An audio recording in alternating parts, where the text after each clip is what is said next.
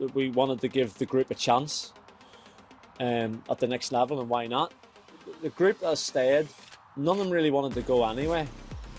You know, it's a good environment at the football club. You have to be better than what we've got, or what's the point? So they have to push the existing group. You could tell our step up now, you know, in terms of the 5-0 against Grays, the 6-1 against Brighton. See, it's just the way that the fixtures fell for me. Yes, it's one of my old clubs. So what? The Isthmian Premier is going to be a real strong league this year. It's probably the strongest it's been for a while. With the teams coming into it, our fans have been excellent away from home last season. We hope that carries on. That's a good mention as well for the club. You know, they've been excellent. I don't know about the football club, but I really want to enjoy this league, and I'm not saying it where it's all fairy tales. It's going to be really hard, but there's nothing wrong with that. There's nothing wrong with the challenge.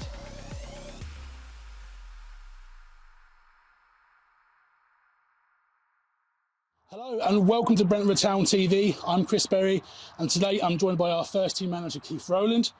In this video we'll be chatting through a full update ahead of the new season, from last year's incredible achievements to the players we've retained, new signings coming in and those who've moved on.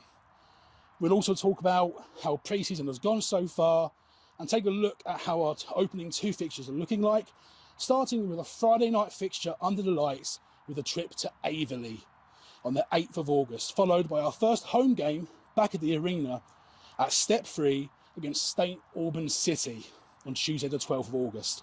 Stick around, you don't want to miss this. All right, Keith, so before we get stuck into everything, how was your summer? Did you manage to get a bit of a break, and did you manage to switch off from football for a while? Not really. No, with social media, the Twitter and Instagram and all that, it never stops now. It used to years ago, but no, we came in after the season finished. Well, we came in after the week the season finished, and we went through a little bit like we did last year. We went through the players in terms of who's staying, who's going, who we're targeting, who we looked at, what positions. All generally what most clubs would have done, but like we always try and do them early.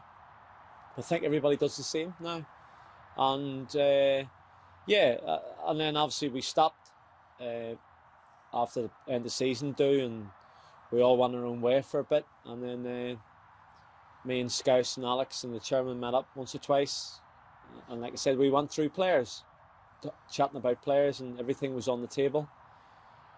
And like I said, after that I went away on holiday for a little while and then came back, and yes, it went so quickly.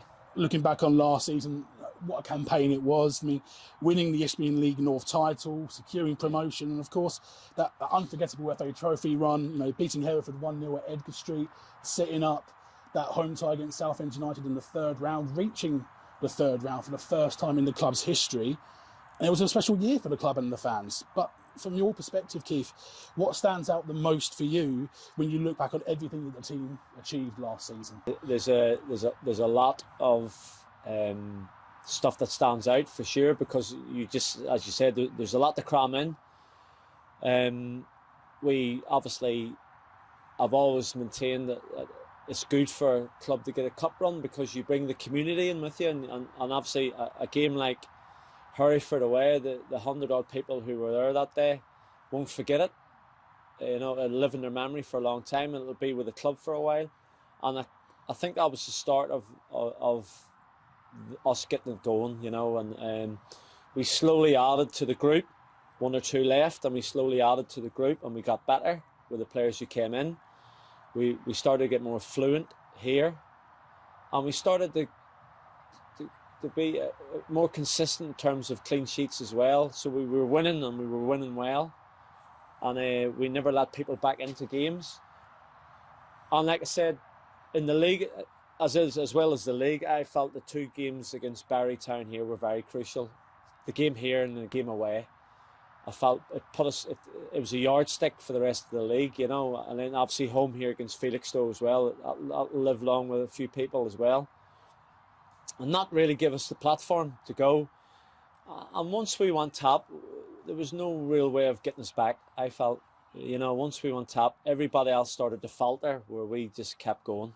Now, obviously, we'll take a look at the squad going into this season, and one of the biggest positives is the continuity that we've managed to keep from last year's title-winning side, where we can confirm that the following players have been retained: Romel Aarons-Royal, Marlon Ajakwa, Adi Cole, Matt Cripps, Andy Freeman, Mackay McKenzie, Melvin Minter, Shadin Gandu, Lee Noble, John Nsengo, Danny Ogunleye, Jesse Olukolu, Sam Park, and finally Benes Favada.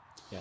Keith, how important was it for you and the staff to keep this core group together, and what does that say about the spirit and togetherness within the squad? You don't win a league title without having a good changing room, and that's what we had in abundance, And we all felt that we wanted to give the group a chance at the next level, and why not? We did believe that we needed to put a bit of strength through the middle of the pitch, and obviously we have pace in abundance to the sides of it. And then obviously we looked at every single player. We didn't just do it like we thought we'd throw a blanket over everybody. We looked at everybody's attributes and what they would add for this season coming into it, and the players that we've brought in. But the group that has stayed, none of them really wanted to go anyway. It's a good environment at the football club. But from our point of view, we just felt that they deserved the chance at this level, and we were going to give them every opportunity to do well. And just to follow on from that, it's fair to say that at one stage, it didn't look like we would be keeping the likes of Romel or Danny. After the seasons that they had, it was no surprise that they attracted interest from clubs higher up the pyramid, and they even went on trials as well. But how big is it for the club to have kept hold of those players? And also, what does it say about the projects that we're building here at Brentwood Town? Obviously, Daniel's well documented, probably too much. He's stayed. We wanted to get his head down. He probably hasn't had the pre-season he would have liked, really, to be honest with you. But we know he can do well at the next level. He had a fantastic season last season. Again, well documented. Romel wanted to try elsewhere. It didn't quite work out for him. The door was never shut. There's no need for that. So he's come back in, and obviously the skipper is with us. John's picked up a niggle.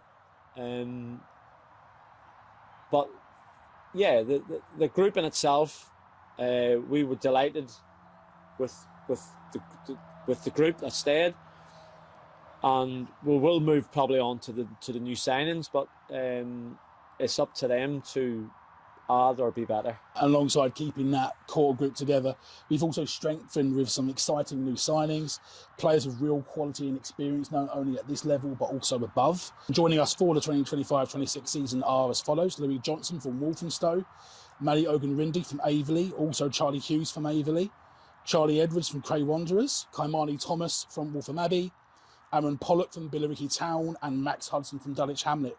And Keith, what can you tell us about these new additions as a whole, and how pleased are you with the business that we've done so far this summer? We did look at one or two others that that didn't come off for us, of course, but the lads who've come into the group, all I've said to them is they're well aware of the camaraderie within the group as well, but at the same time, I've always said to players that I've signed that we've signed you for a reason, and that reason being that you have to be better than what we've got, or what's the point?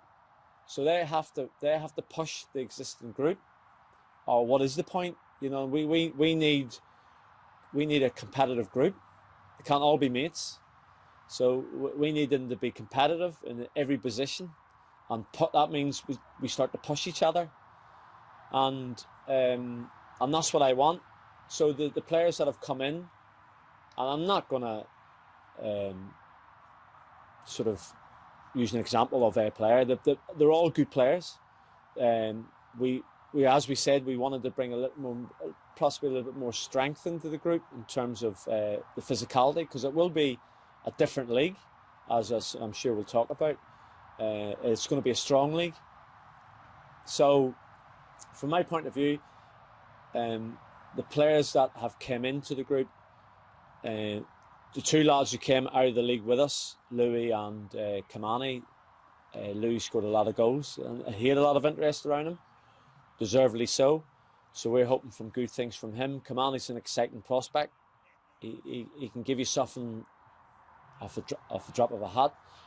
Charlie Edwards, again, like I said, I don't really want to go into the whole group, but the two Charlies are experienced lads at this level and they've had success at this level, what we're going into. So yeah, we're really looking forward to it with the group that have come in. Young Max, we added late to the group. He's been really good in pre-season for us. You can tell there's a player there. So, but again, Andy Freeman didn't hardly miss the game last season. Mr. Consistent. So there's competition. There's competition, hopefully, in every single position. Well, we've kept so much of the squad from last season, added new faces. Of course, we've had to say goodbye to a small number of players over the summer, and we just want to take a moment to recognise their contributions. So obviously departing the club ahead of the new season are Taylor Curran, Lyle De La Verde, Ayo Odukoya, George Smith, Harvey Peters, Connor Wheatley and Kobe Yaboa. Whether they played significant minutes or featured more sparingly, each of them played a part in what was a special campaign for the club last season. And Keith, a quick word on those lads, and how do you go about managing that balance of retaining continuity while also evolving the squad for the challenge ahead? They're difficult conversations because, like I said, nobody really wanted to leave the club. Every single one of them boys you've mentioned played their part alongside Connor Witherspoon and Connor Hogan. We don't forget what they did for the club along the season as well. So we just felt that going into this new league, like I said, we just wanted to bring in a bit more strength in different areas. It happens in football, unfortunately. You have to make tough decisions, and we did it. And you just get on with it, and you focus on what you've got now. Obviously, we did announce originally that Taylor Curran had stayed after that terrible facial injury that he suffered away at Waltham Abbey in February, which was a tough moment for everyone, especially for Taylor and his own family.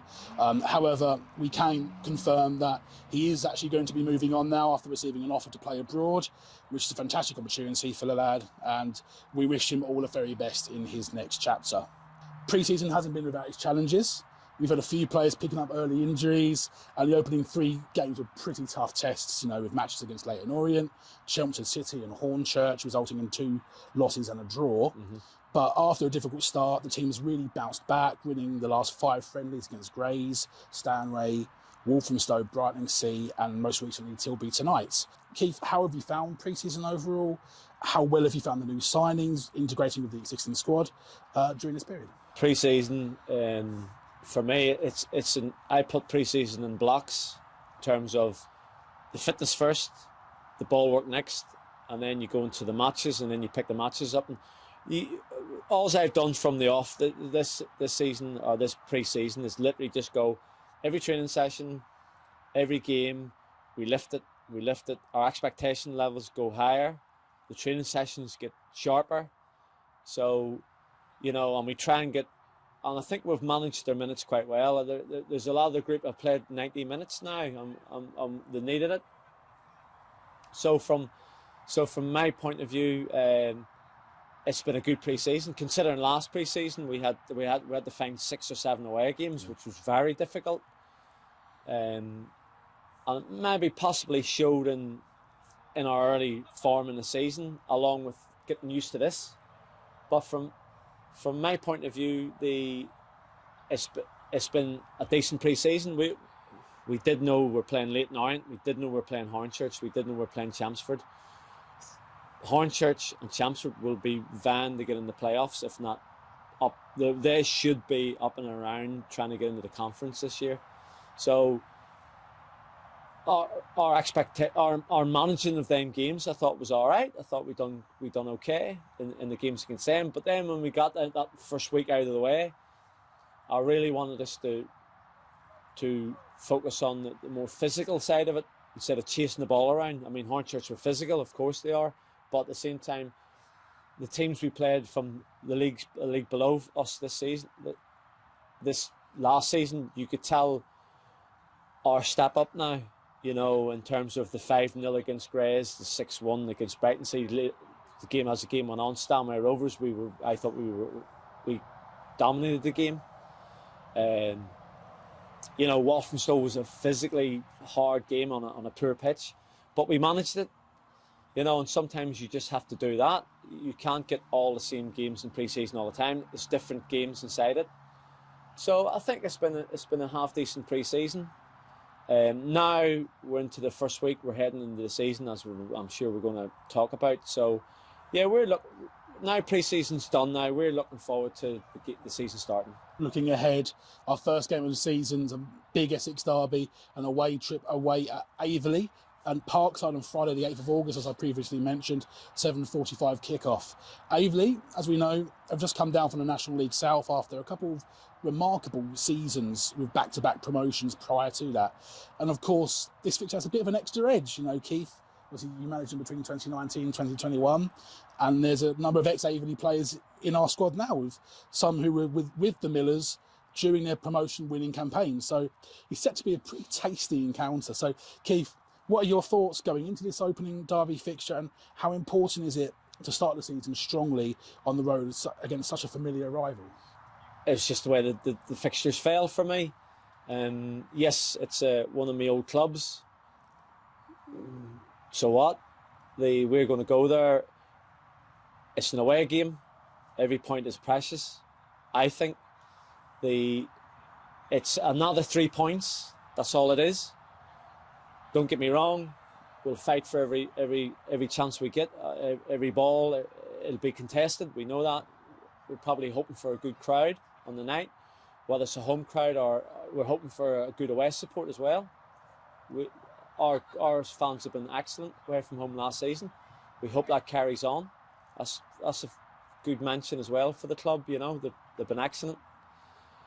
And Aveley, for me, the Aveley game, it is a good opening game. It's an Essex derby, you know, it is a really good open game. But for me, it's just everybody want a good start.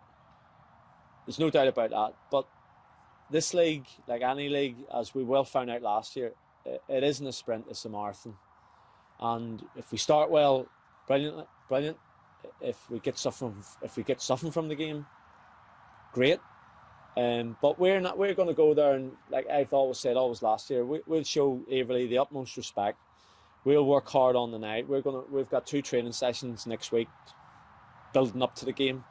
So, but then it starts. Then the games will be coming thick and fast. You know, so the Albans are an excellent team. We'll be having them here on the Tuesday night.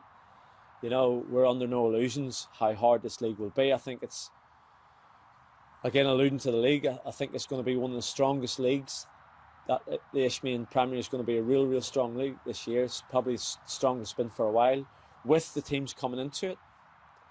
You know, but as the football club, we're really looking forward to it. Following that tough trip away at Aveley, we do come home to the Brentwood Centre Arena to face St Albans City on Tuesday the 12th of August, also 7:45 kickoff.